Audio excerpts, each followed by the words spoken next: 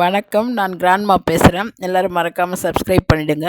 பொங்கல் வரப்போகுது. நியாய விலை கடையில் அரிசி, வெல்லம், கரும்பு கூட ரூ. 1000 தருவாங்கன்னு மக்கள் எல்லாம் நினைச்சிக்கிட்டு இருந்தா ரூ. 1000 கிடையாதுன்னு திட்டவட்டமாக சொல்லிட்டாங்க. கேட்டால் மத்திய அரசு கொடுக்க வேண்டிய பணத்தை கொடுக்கல, அதனால் எங்களால் கொடுக்க முடியலன்னு சொல்கிறாங்க.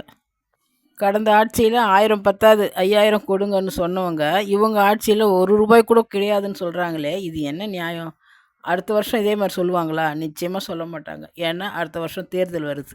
பத்திரிகையாளர்கள் கார்த்திக் சிதம்பரத்திட்ட கேட்குறாங்க, பொங்கலுக்கு ரூபாய் கொடுக்க மாட்டேன்றாங்களேன்னு. அதுக்கு கார்த்திக் சிதம்பரம் என்ன சொல்கிறாருன்னா, மாதம் மாதம் ரூபாய் தராங்கல்ல அப்படின்னு அவர் பங்குக்கு அவர் சொல்லிட்டு போகிறாரு. இந்த ரூபாய் கூட எல்லா பெண்களுக்குமா கொடுக்குறாங்க? நிறைய பேருக்கு இன்னும் கொடுக்காம தான் இருக்காங்க. அவங்களுக்கெல்லாம் என்ன பதில் சொல்ல போகிறாங்க? அடுத்தது என்னென்னா, தமிழ்நாட்டில் உரிய பாதுகாப்பு இல்லை. குறிப்பாக பெண்களுக்கு பாதுகாப்பு இல்லைன்னு எல்லோருக்குமே தெரியும்.